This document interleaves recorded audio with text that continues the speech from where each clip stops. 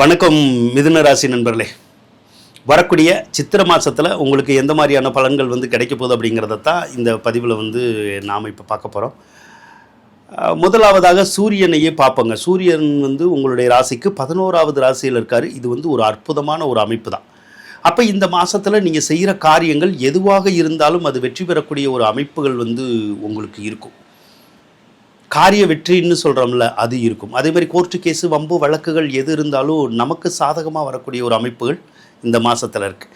அதே மாதிரி பிறருடைய உதவிகள் ஒத்தாசைகள் நமக்கு வேணும்னு சொல்லி நம்ம முயற்சி பண்ணோம்னா பிறர்கிட்ட இருந்து அந்த உதவிகள் ஒத்தாசைகள் எல்லாமே கிடைக்கக்கூடிய ஒரு அமைப்பும் இந்த மாதத்தில் இருக்குது. சிலருக்கு அரசாங்கத்தில் பட்டம் பதவிகள் கிடைக்கலாம். அரசாங்க அலுவலர்களால் ஆதாயம், அரசியல்வாதிகளால் கூட ஆதாயம் கிடைக்கக்கூடிய ஒரு அமைப்பு இருக்கும். அதே மாதிரி அரசாங்க பணியில் இருக்கிறவங்களுக்கு நல்ல யோகத்தை அந்த சூரிய பகவான் கொடுப்பாருங்க. அது போக அரசியலில் இருக்கிறவங்களுக்கும் வெற்றி வாய்ப்புகளை சூரியன் சித்திரை மாதம் ஃபுல்லாகவே கொடுப்பார். அது ஒரு சிலருக்கு அரசியலில் போய் பட்டம் பதவி வேணும்னாலும் கிடைக்கும். இல்லை வேறு ஏதாவது நீங்கள் எதிர்பார்த்தீங்கன்னாலும் உங்களுக்கு அந்த வளர்ச்சியை கண்டிப்பாக கொடுக்கக்கூடிய அமைப்பில் தான் சூரியன் இருக்கார். சுக்கிர பகவான் வேற உங்களுடைய ராசிக்கு 11வது ராசியில் தான் இருக்கார். சுக்கிரன் 11ல் இருந்தாலும் இந்த ஆடை ஆபரண துறையில் இருக்கிறவங்களுக்கு, கலைத்துறை கட்டடக்கலைத்துறையில் இருக்கிறவங்களுக்கு நல்ல யோகங்களை கொடுக்குங்க. நல்ல முன்னேற்றங்களையுமே கொடுக்கும் அந்த துறையில் இருக்கிறவங்களுக்கு. அதே மாதிரி இந்த கட்டடங்கள் கட்டி விற்கக்கூடியவங்க இருப்பாங்கள்ல, அவங்களுக்கெல்லாம் நல்ல ஆதாயத்தை இந்த மாதத்தில் சுக்கிரன் கண்டிப்பாக கொடுப்பாருங்க. 10வது இடத்துல செவ்வாய் இருக்கிறது நல்லது தான். ஏன்னா பேரு புகழை கொடுப்பாரு. வேலை இல்லாதவங்களுக்கு வேலையை கண்டிப்பாக கொடுப்பாருங்க. அதே மாதிரி 10வது இடத்துல பல கிரகங்கள் இருக்க போது ஒரு சிலருக்கு புதுசாக தொழில் தொடங்கணும் அப்படிங்கிற மாதிரியான எண்ணங்கள் வரும். தொழில் தொடங்கணும்னா தாராளமாக தொடங்கலாம். அந்த தொழில் கண்டிப்பாக உங்களுக்கு முன்னேற்றத்தை கொடுக்கக்கூடியதாக தான் இருக்குங்க.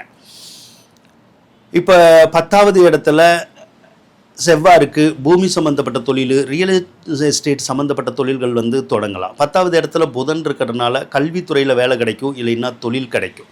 அதே மாதிரி இந்த இரும்பு சம்மந்தப்பட்ட துறைகள் அப்படின்னு சொல்லுவோம். இரும்பு சம்மந்தப்பட்ட துறைகளில் ஒரு சிலருக்கு வேலை வாய்ப்புகளோ அல்லது அது சம்மந்தப்பட்ட வகையில் சொந்தமாக தொழில் செய்கிறதுக்குடைய ஒரு யோகங்களையும் சனி பகவான் கொடுக்கக்கூடிய ஒரு அம்சத்தில் தான் இருக்கார்.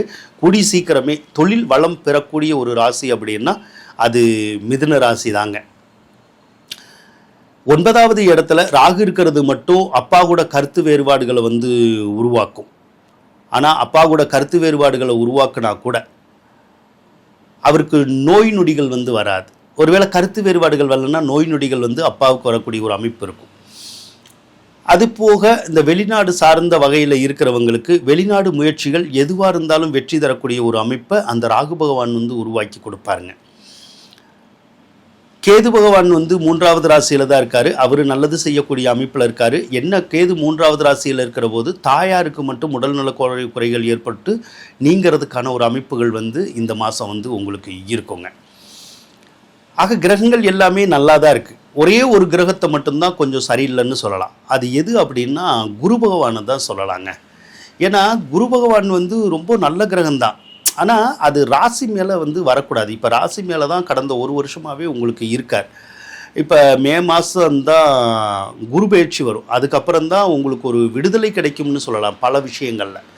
குறிப்பாக அதை ஜென்மகுருன்னு சொல்லுவோம். ஜென்மகுருன்னா என்னது? வீடு விட்டு வீடு மாற்றி விட்டுருவோம். ஒரு சிலரை ஊர் விட்டு ஊர் போய் வாழ வச்சிரும், தன்னந்தனியாக வாழ வச்சிரும்.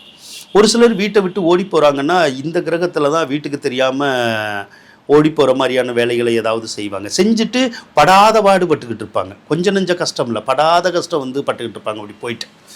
அதே மாதிரி ஒரு சிலர் கடன் பட்டு ஊரை விட்டு போகிறாங்க, வீட்டை விட்டு போகிறாங்கன்னா இந்த கிரகத்தில் தான்.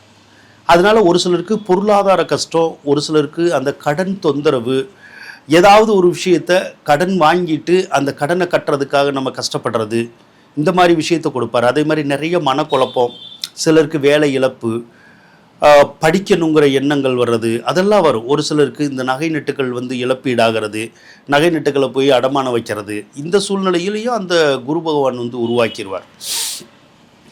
ஒரு சிலருக்கு நோய் நொடிகளையும் கொடுத்துருவார். என்ன மாதிரியான நோய் நொடிகள் கொடுப்பாருன்னா குரு பகவானை பொறுத்தளவுக்கு வைத்த வலி இருக்குல்ல அதை கொடுப்பார். அதுவும் எதனால் வரும்னா இந்த கல்லீரல், கணையம், பித்தப்பை இது தொடர்பான நோய் நொடிகள் வருதில்ல, குறிப்பாக வந்து மஞ்சக்காமால் வர்றதெல்லாம் இந்த குருனால தான் வரும். அதே மாதிரி இந்த கொழுப்புக்கள், கொழுப்பு கட்டி, கொழுப்பு சம்மந்தப்பட்ட விஷயம், இரத்த நாளங்களில் வந்து ஏதாவது அடைப்புகள் ஏற்படுறது, இதெல்லாம் வந்து குரு செய்கிற வேலை தான். அதே மாதிரி மனக்குழப்பமாக இருக்கிறதும் குரு செய்கிற வேலை தான். ஸோ இந்த மாதிரி தொந்தரவெல்லாம் கண்டிப்பாக சில மிதுன ராசிக்காரவங்களுக்கு இருக்கும், எல்லா மிதுன ராசிக்காரவங்களுக்கும் இருக்கும்னு சொல்ல முடியாது. ஆனால் சிலருக்கு கண்டிப்பாக இருக்கும். அப்படி ஏதாவது தொந்தரவு இருந்தால் கண்டிப்பாக உங்களுக்கு அந்த மே மாதத்தோட இந்த குருவினால் ஏற்படுற தொந்தரவுகள் பூரா நீங்கும். அதுக்கப்புறம் குரு பகவான் உங்களுக்கு நல்லதை மட்டுமே செய்யக்கூடிய அமைப்பில் வந்து வருவார். அதாவது நல்ல பொருளாதாரத்தை கொடுக்கறது, நல்ல வேலையை கொடுக்கறது, செல்வாக்கியத்தை கொடுக்கறது, நோய் நொடிகள் நீங்கிறது, இந்த மாதிரியான வேலைகளை குருவே பார்ப்பார் மே மாதத்துக்கு அப்புறம். அது வரைக்கும் நீங்கள் கொஞ்சம் பொறுமையாக இருக்கணும். மற்ற கிரகங்கள் வந்து உங்களுக்கு நல்லா தான் இருக்குது, அதனால் பயப்படணுங்கிற ஒரு அவசியம் இல்லை.